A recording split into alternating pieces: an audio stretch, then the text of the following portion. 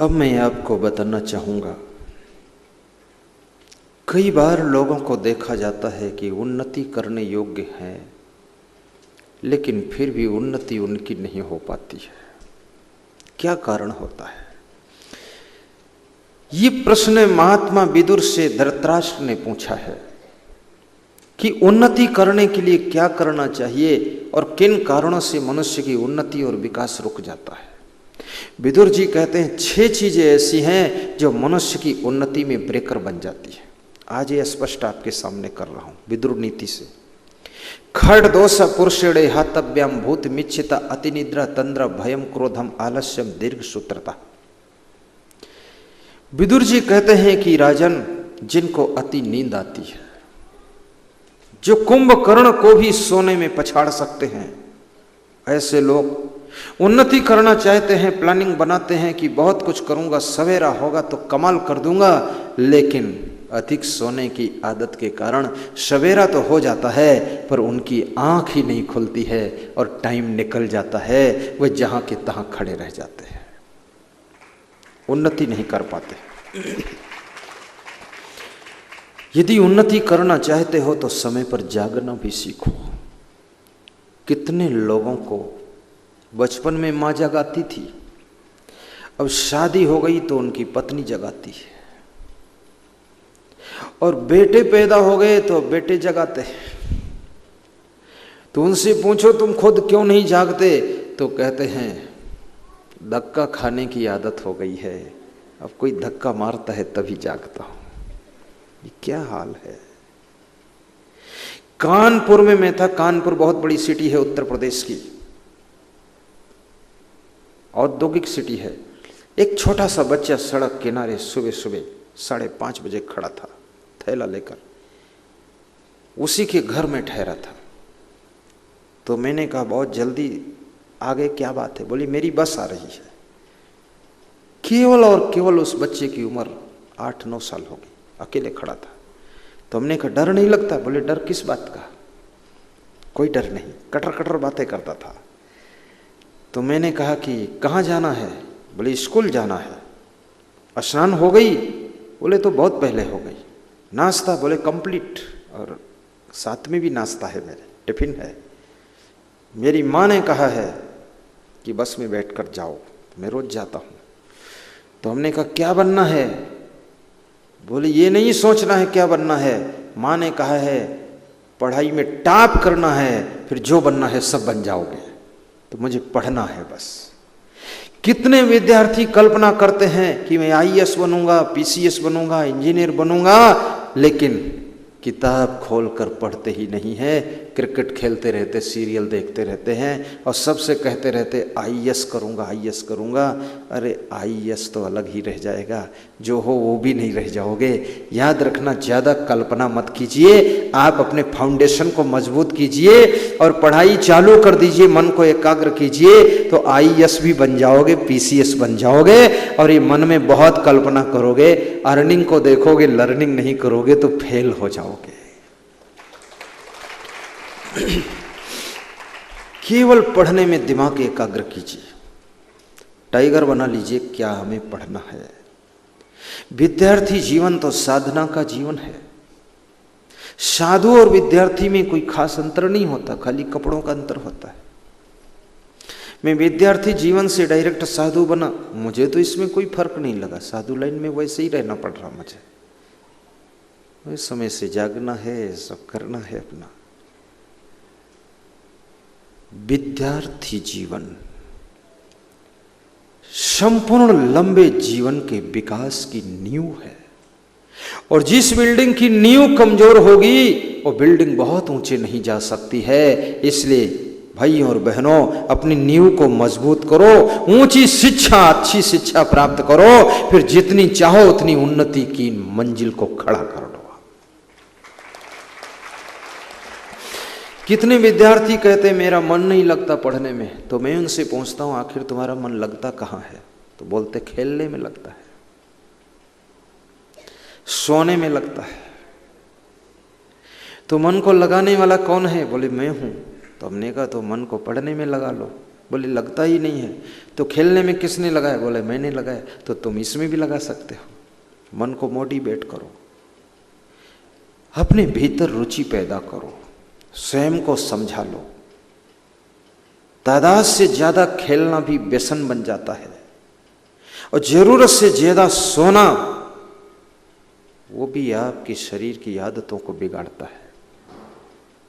आप 18 घंटे सो तो भी पड़े रहोगे, और 8 घंटे सो तो भी नींद पूरी हो जाएगी, और 6 घंटे में भी काम चल सकता है। घंटे तो 24 ही हैं, चाहे खेलने में गंवा दो, चाहे सोने में गंवा दो, चाहे गप सप लप में गंवा दो, चाहे टीवी के सामने गंवा दो, और उन्हीं घंटों को अगर बचा लो तो उन्हीं घंटों में अपनी जिंदगी को आगे बढ़ा सकते हो। समय किसी को कम ज्यादा नहीं मिलता है, 24 घंटे सबको मिलते हैं। आपका जीवन मंगलकारी हो तो अति निद्रा से बचो। दूसरा है तंद्रा। तंद्रा किसे कहते हैं? ऊँघने की आदत। न सोते हैं न जागते हैं, बीच में है। थोड़ा सा फिर आँख खोल दिया, जम्हाई ले रहे हैं, मुंह खोल रहे हैं, सुस्ती है, उदासी है। जरूरत से ज्यादा खाने से चेहरा उदास रहता है। अनावश्यक एनर्जी जब बॉडी में पहुंच जाती है तो आपके शरीर को सुस्त करती है। हमारे आश्रम में एक डॉक्टर आता है, तो मैं उससे बोलता हूँ दूध पी लो, बोलता है फिर पी लेंगे। हम कहते फल खा लो, बोले बाद को खा लेंगे। तो मैं कहता हूँ चलो डॉक्टर साहब एक पेड़ा खा लो, बोले अगले दिन खा लेंगे। तो हमने कहा खाते क्यों नहीं डॉक्टर साहब? बोले बहुत उदासी आती है, ऊँघासी आती है, जमाई आती है, इसलिए अब जरूरत भर हो चुका, अब नहीं खाएंगे। कम खाने से कोई आज तक मरा नहीं है, अधिक खाने से कोई स्वस्थ रहा नहीं है, और एक दो दिन ना खाने से कोई बीमार हुआ नहीं है। इसलिए याद रखना, खाने पर भी आपका कंट्रोल हो और बोलने पर भी कंट्रोल हो तो जिंदगी में जो चाहते वही कर दिखाओगे तुम। ये जबान पर कंट्रोल। आंखें दो हैं, काम एक है देखने का, कान दो हैं, काम एक है सुनने का, और जीभ एक है, इसके काम दो हैं। क्या? स्वाद लेने का और बोलने का। और याद रखना, आंखें भी आधी जिंदगी में ही खराब हो जाती है, और कान भी बहरे हो जाते हैं, और जीभ इतना वर्जिनल यंत्र है, जितना बुढ़ापा है उतना ज्यादा तेज होता चला जाता है। हाँ, आदमी बुजुर्ग हो गया, बहुत कम आपने सुना होगा कि किसी की जीभ फेल हुई है। अरे जीभ ने सबको फेल कर दिया खुद फेल होती नहीं है, बहुत बोलती है, बोलती चली जाती है। कितने लोग कहते सिर कट जाए लेकिन बोलेंगे जरूर, क्या बात है। तो उनसे पूछो सिर कट जाएगा तो जीभ कहाँ काम करेगी? बोले करे ना करे बोल देंगे, फिर कटवा देंगे सिर को। अपना सिर भी इतना जीभ। जीभ पर जिसका नियंत्रण है, जीभ पर जिसका कमांड है, उसके घर का भी कलेश खत्म हो जाता है। और जिसमें बोलने की कला है उसके लिए सब रास्ता खुल जाता है। मैं आपसे कहूंगा, जब खाने बैठो तब भी जीभ को कंट्रोल रखना।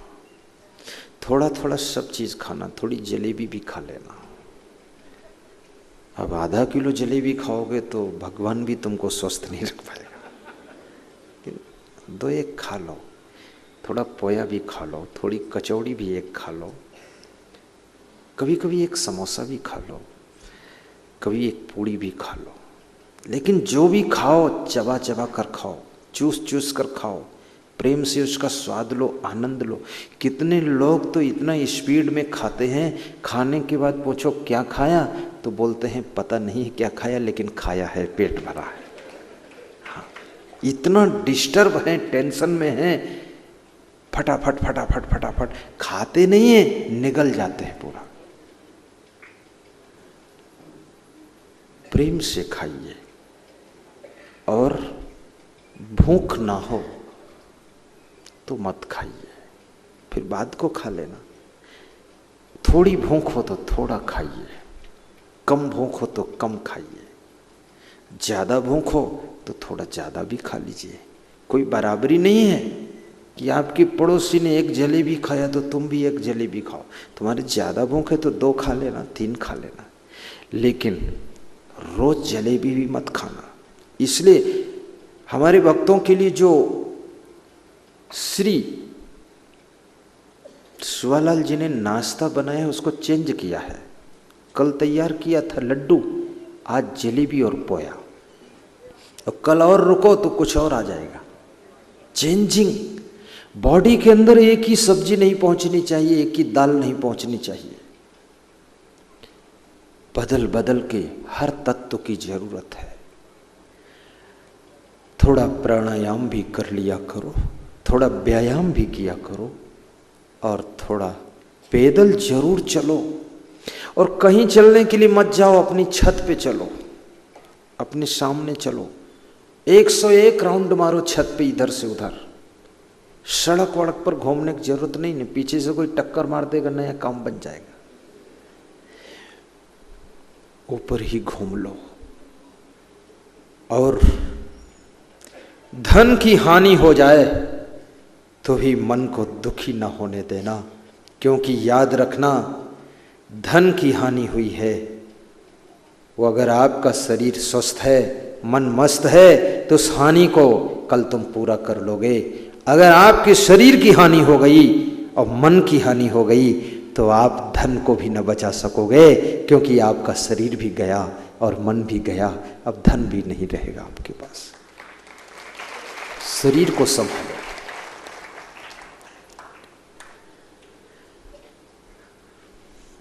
तीसरा,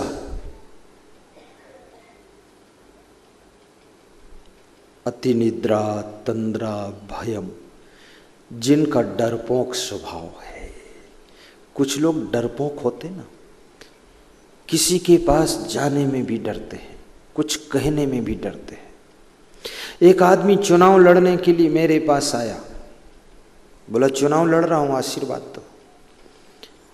तो हमने कहा आशीर्वाद भी दूंगा, कुछ ज्ञान भी दूंगा, कुछ फार्मूला भी दे दूंगा। तो उसको फार्मूला दिया मैंने। हमने कहा पहली बात तो व्यवहार कुशलता सीखो, जो मिले फटाफट हाथ जोड़ो, नमस्कार करो। बोले ये तो बड़ा मुश्किल है, हाथ किसी को जोड़ा नहीं हो। तो हमने कहा गलत फील्ड चुन लिया आपने, फिर तो आप छोड़ो इसको। दूसरी बात, थोड़ा माइक में बोलना सीखो। बोले माइक को देखता हूं तो लगता है काला सांप फन फैलाए बैठा है, पसीना आ जाता है, नहीं बोल सकता हूं। हमने कहा सारे उल्टे गुण हैं आप में, थोड़ा बोलना भी सीखो। तो उसको बोलना सिखाया मैंने कहा ऐसे बोला करो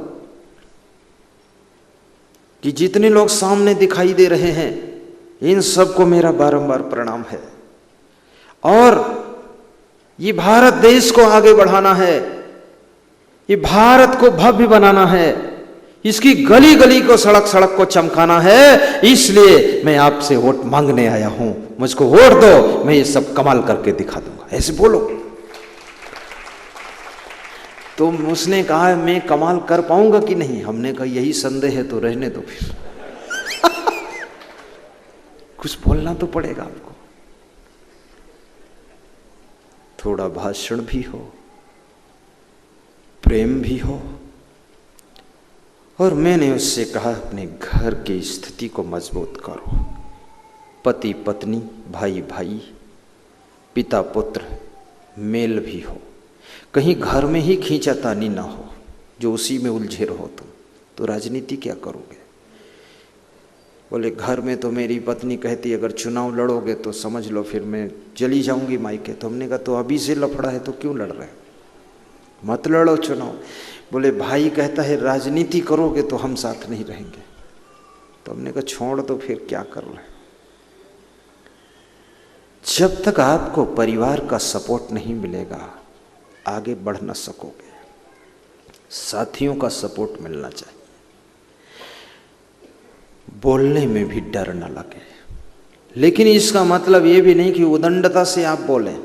संभल कर बोलिए, क्योंकि बोलना ही पर्याप्त नहीं है, तौल तौल कर बोलना पर्याप्त है। शब्द में वह शक्ति है, परायों को अपना बना लेता है, लेकिन बोलने की कला नहीं है तो वही शब्द आपके मुख से निकला हुआ अपनों को भी पराया बना देता है, पराया बना देता है।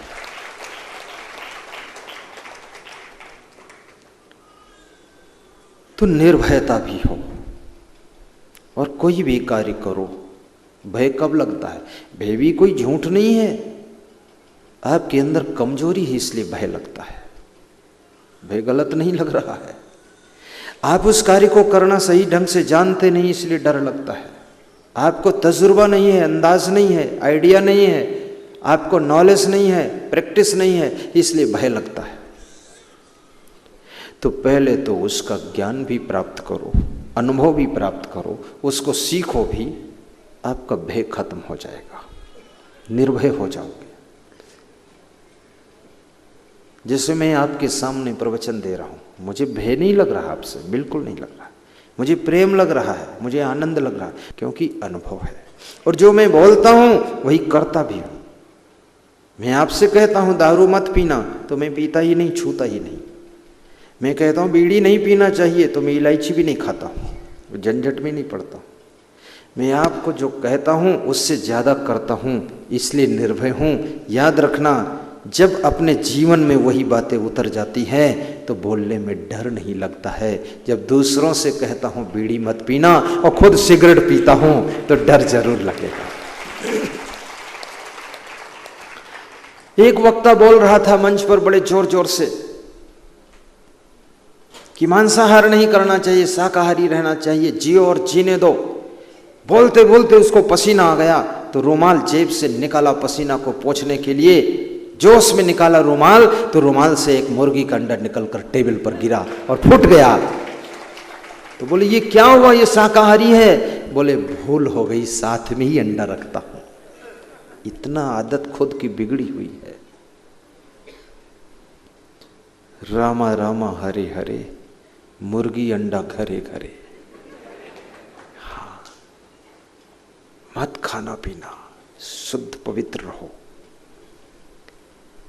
और घर में शांति बनाओ, मिलजुल कर भी रहो, थोड़ा बड़ों का अदब लिहाजा रखो, जोश खरोश में मत रहो, बकवास मत करो, तिल का ताड़ मत बनाओ, ताल को खोद के समुंदर जैसा गहरा मत बनाओ, खुद डूब जाओगे। भात का बतंगड़ मत खड़ा करो। संतुलन बनाने की कोशिश करो। भयम क्रोधम। और चौथी चीज विदुर जी कहते हैं, जिनको बहुत क्रोध आता है, बहुत गुस्सा है,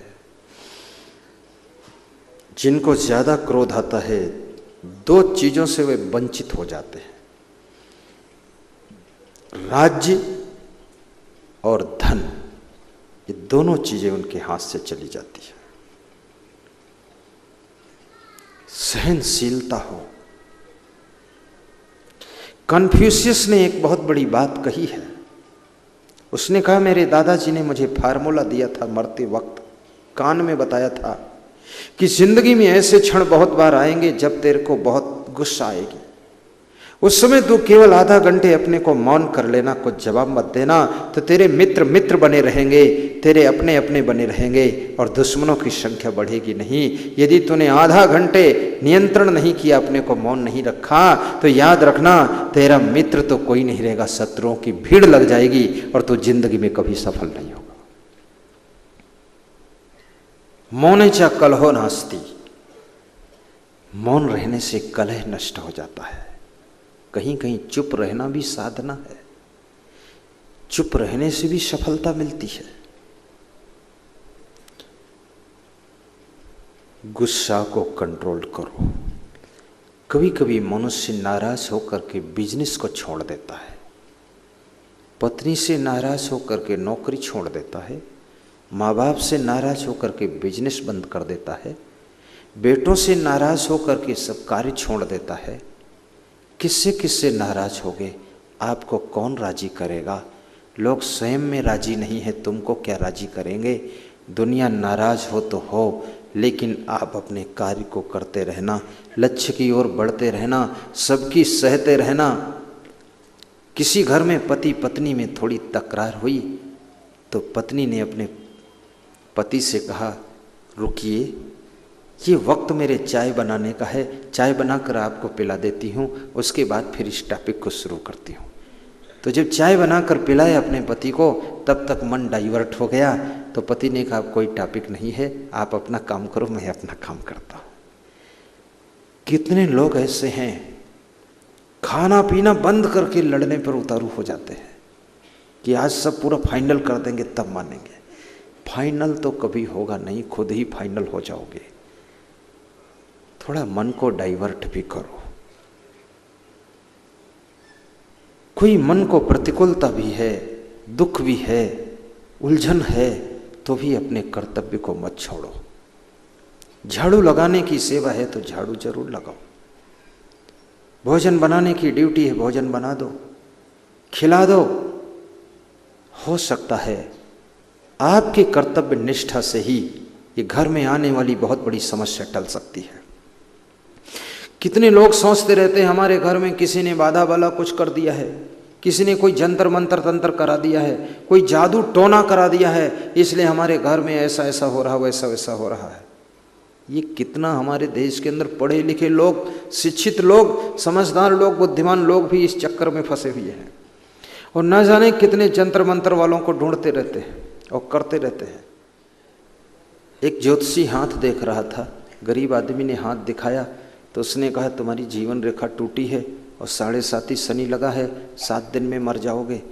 गरीब घबरा गया, बोले तो क्या करूं? तो उसने कहा, 1100 रुपये अगर भेंट करो तो 7.5 शनि को शांत कर दूंगा। उसने कहा, 1100 तो है नहीं, गरीब आदमी हूं। बोले 1100 नहीं है तो 101 निकालो, गरीब हो, किसी से कहना मत। बोले 101 भी नहीं, तो बोले 51 निकालो, फालतू बात मत करो। बोले 51 भी नहीं, गरीब बहुत हूँ। अरे बोले तो 11 रुपया निकालो, 11 तो है।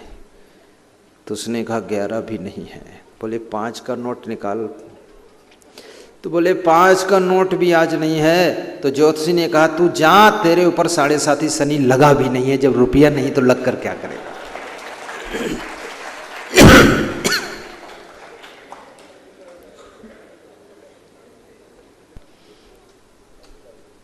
याद रखना, कर्म से भाग्य बनता है। आपको एक सत्य घटना बता रहा हूं, नाम पता सब बताऊंगा। किसी ज्योतिषी ने एक पुलिसमैन को कहा, मशहूर ज्योतिषी था, वो पुलिस CID का है अफसर, वो मेरे पास आता है। कहा कि तेरा भयंकर एक्सीडेंट होगा, शायद ही बचेगा, बचेगा नहीं। उसने कहा कोई बात नहीं, अब जो होगा सो होगा, होना ही है। तो पुलिस अफसर मेरे से अपनी कहानी सुना रहा था। कह रहा था, मैं ज्येष्ठ महीने में, मई जून की गर्मी में एक नल में पानी पी रहा था, ऐसे चुल्लू लगा करके, और पानी पीकर ज्यों ही उठकर खड़ा हुआ तो देखा सैकड़ों गायें उस नल की ओर दौड़ती हुई चली आ रही हैं, दौड़ती चली आ रही। तो मैंने सोचा ये मुझको मारने के लिए आ रही, क्यों आ रही? मैंने पूछा लोगों से, गायें दौड़ क्यों नहीं? बोले इसलिए दौड़ रही हैं कि नल के पास जो गड्ढा है, गड्ढे में थोड़ा पानी इकट्ठा हुआ है, तो ये प्यासी हैं, इसलिए दौड़ती चली आ रही। जो गाय पहले पहुंच जाएगी वो पी लेगी, जो पीछे रह जाएगी वो प्यासी रह जाएगी। तो उसने कहा, फिर मैंने क्या किया, मैंने नल का हत्था पकड़ लिया और चलाना शुरू किया, तो गायें सब पीती रहीं। 3 घंटे मैंने नल चलाया और उस गड्ढे में पानी पहुंचाता रहा, पीती रही, पीती रही, पीती रही। और महाराज उसके बाद मेरा एक्सीडेंट हो गया और मैं नहीं मरा, बिल्कुल सुरक्षित। भयंकर एक्सीडेंट हुआ, कुछ नहीं मेरा हुआ, थोड़ा सा फ्रैक्चर हुआ। तू ज्योतिषी को मैं 3 साल बाद मिला, उसने कहा तू जिंदा कैसे है, तुझे तो मर जाना चाहिए था, कौन सा कर्म किया इतने दिनों में? उसने कहा कुछ नहीं, 3 घंटे नल चला करके गायों को पानी पिलाया हूं, अब उससे जो भी हुआ हो। बोले यही सेवा का कर्म तेरे जान की रक्षा किया है, तेरे भाग्य को बदल डाला। इंसान की सेवा, पशु की सेवा, पंछियों की सेवा भी आपके लिए कवच कुंडल बन जाती है। इसलिए माता पिता की भी सेवा करना, दादा दादी की भी सेवा कर देना, पशु पंछियों की भी सेवा कर देना, क्योंकि हे इंसान तू सेवा करने के लायक है। तेरे पास इतनी सामर्थ्य है कि तू पृथ्वी के जलचर, नभचर, थलचर सभी प्राणियों की रक्षा भी कर सकता है, सेवा भी कर सकता है। तू बहुत समर्थ है। तू नर के रूप में नारायण है, इंसान के रूप में भगवान है। अगर तू अपनी सामर्थ्य को संभाल ले तो तू हजारों लाखों प्राणियों को जीवन दान दे सकता है। यदि अपने आप को संभाल ना पाए तो इनके जीवन को खत्म भी कर सकता है। मनुष्य में बहुत सामर्थ्य है। बड़ा मजा आता है उन लोगों पर जो लोग कुत्ते की तो सेवा कर लेते हैं लेकिन माँ बाप की सेवा नहीं करते। कुत्ते को कंधे पर बिठा कर ले जाते हैं और माँ बाप के कंधे तोड़ते हैं डंडे मारकर। मैंने एक आदमी से पूछा, ये कुत्ते से इतना प्रेम, माँ बाप से इतनी नफरत? बोले कोई जन्म का कर्जा है वो कुत्ते के साथ अदा हो रहा है। तो माँ बाप को ऐसा दूर क्यों किया? तो बोले कोई जन्म का पाप था इसलिए दिमाग खराब है मेरा, क्या करूं, गुस्सा बहुत आता है, माँ बाप की सह नहीं पाता हूँ गंदगी फैलाते हुए। हमने कहा कुत्ता सफाई फैलाता है? अरे बोले ये तो पूरा गंदा ही है। कुत्ते से इतनी रिश्तेदारी, माँ बाप से इतनी दूरियां। याद रखना, कुत्ते की सेवा करने को मैं मना नहीं करता हूँ, लेकिन इतना ज़रूर कहता हूँ कि अपने माँ बाप की सेवा भी कर देना, सास ससुर की भी सेवा कर देना, उन बूढ़ों को निभा लेना। और याद रखना, जो दूसरों की सेवा करता है उसका पुण्य इतना जमा हो जाता है कि उसकी बिना चाहते हुए सब सेवा हो जाती है। सेवा करने वालों की ही सेवा होती है।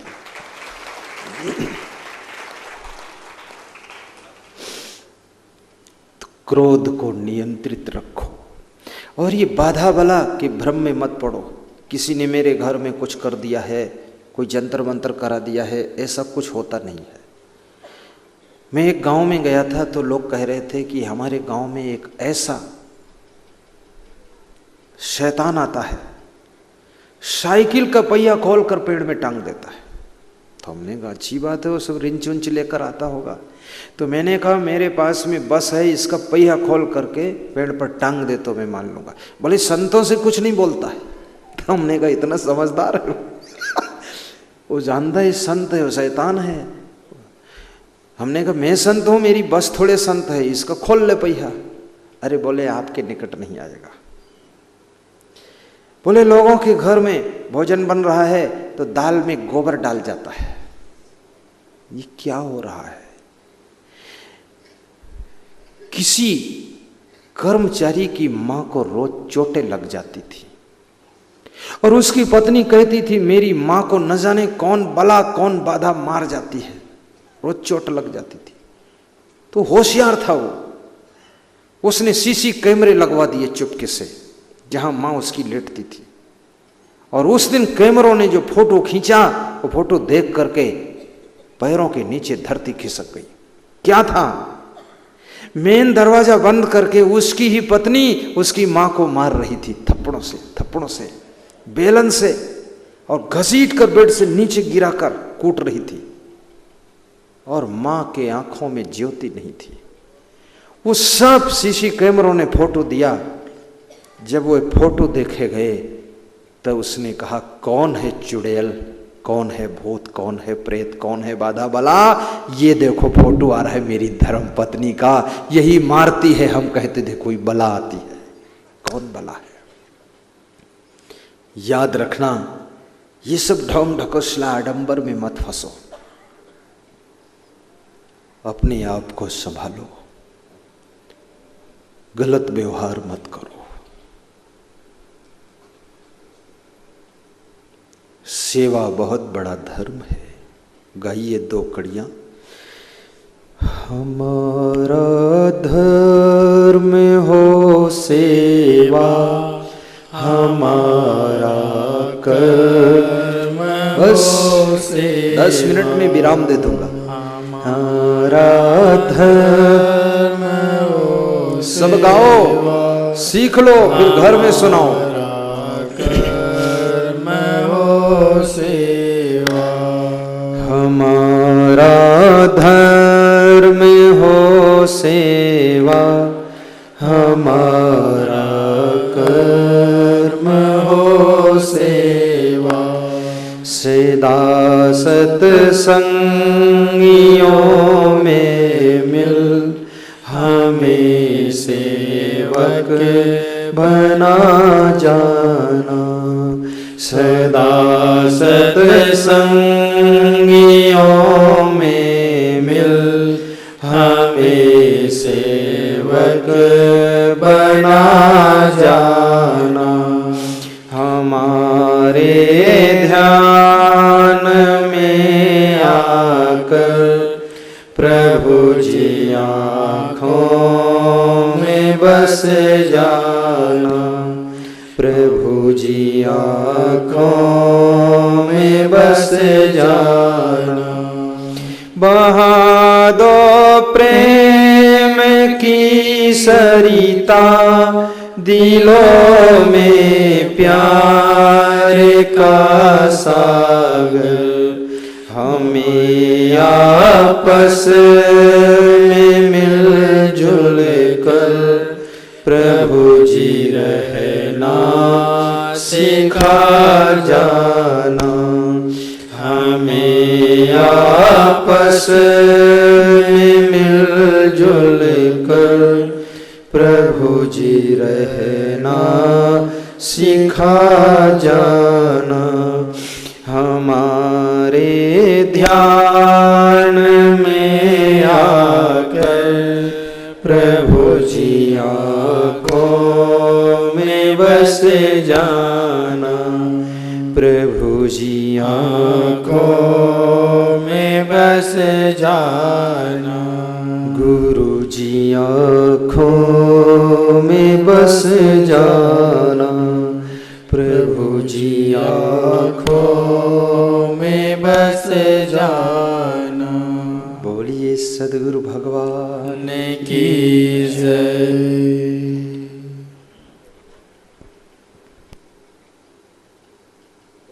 अति निद्रा, तंद्रा, भयम, क्रोधम, आलस्यम। 5वां कारण है उन्नति में बाधक आलस्य। कितने लोग शरीर से आलसी है तो कितने लोग मन से आलसी है, वो सोचना ही नहीं चाहते हैं। और कितने लोग सोचते तो बहुत हैं, मन से आलसी नहीं है, लेकिन शरीर से आलसी हैं, कुछ करना ही नहीं चाहते। छोटे से काम को शुरू करो, वही काम धीरे धीरे बड़ा हो जाएगा। जब मैंने शुरू में सत्संग शुरू किया तो 5 श्रोता थे, महीने बाद 50 हो गए, साल बाद 500 हो गए, और फिर 10 साल के बाद 2000 हो गए। आज कहीं कहीं में बैठता हूं तो 20,000 और 50,000 श्रोता भी सुनते हैं। छोटे से शुरू किया था, छोटी सी माइक थी, उससे शुरू किया था। कितने लोग सोचते हैं जब करूंगा तो बहुत बड़ा ही करूंगा, एकदम भयंकर करूंगा, न नौमन राई होई न राधा का नाच होई। बड़ा सोचता रहोगे, छोटे से स्टार्ट करो, शुभारंभ तो कीजिए, कुछ कर्म तो करो, खाली बैठे मत रहो।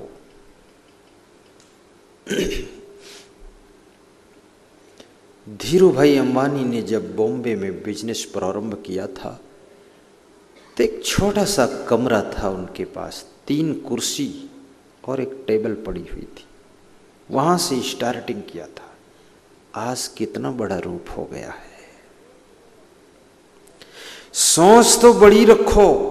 एक पॉइंट बहुत अच्छा उन्होंने कहा है कि तेज सोचो, बड़ा सोचो, जल्दी सोचो, क्योंकि विचारों पर एकाधिकार नहीं है। अगर सोचने में देर कर दिया तो कोई दूसरा वही सोच लेगा और जब तक तुम सोचोगे वो कर डालेगा। फिर एक ही है तो कैसे तुम करोगे? इसलिए जल्दी भी सोचो और बड़ा भी सोचो, लेकिन शुरुआत छोटे से ही कर दो, करो स्टार्ट। और धीरू भाई अंबानी 9 बजे से 10 बजे तक मुकेश का क्लास लेते थे और 10 से 11 अनिल अंबानी का क्लास लेते थे। और मुकेश अंबानी ने अपनी हिस्ट्री में लिखा है कि मेरे पिताजी मुझको बहुत डांटते थे। अगर मैं 5 मिनट लेट हो गया हूं तो उसके लिए भी डांट खानी पड़ती थी। मेरे पिताजी बहुत डिसिप्लिन थे, बहुत ज़्यादा पढ़े लिखे नहीं थे। मैं तो MBA करके आया था, लेकिन मेरे पिता से मुझको अकल सीखनी पड़ती थी, तब मैं सफल हो पाया था। याद रखना, स्कूल की पढ़ाई थ्योरी है, लेकिन जो प्रैक्टिकल किया है जिस आदमी ने, उसके द्वारा अगर कुछ सीखा है तो वो पढ़ाई आपकी प्रयोगात्मक है, सफलता मिलेगी। लेकिन कोई सुनना नहीं चाहता है। रोज क्लास लेते थे वे। अपने पिता की क्लास में कौन बेटा बैठना चाहेगा? क्लास ही क्लास रह जाएगा, विद्यार्थी गायब। और ऐसे पिता भी कम हैं जो क्लास लेने योग्य भी हो, क्लास लेने की योग्यता भी हो। सारे दांव पे सिखाओ और सीखने की इच्छा भी हो। तो आलस्य को दूर कीजिए। आलस्य बहुत बड़ा शत्रु है। पुरुषार्थी बनो, परिश्रमी बनो। और छठा कारण है दीर्घ सूत्रता। दीर्घ सूत्रता का अर्थ क्या होता है? 5 मिनट में पूर्ण होने वाले कार्य को 50 मिनट में पूरा कर पाना। 1 दिन में होने वाले कार्य को 3 दिन तक करते रहना, इसको दीर्घ सूत्रता कहते हैं। 5 मिनट में डिसीजन लेने वाली बात को 5 दिन तक डिसीजन न ले पाना, इसको दीर्घ सूत्रता कहते हैं। इसमें समय बर्बाद होता है, अवसर निकल जाता है हाथ से, चांस चला जाता है।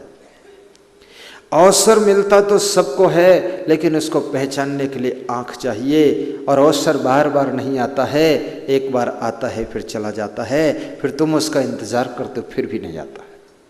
अवसर को पहचानो। मैंने सुना है किसी सिटी में एक प्रदर्शनी चल रही थी, चित्रों की प्रदर्शनी थी, विचित्र विचित्र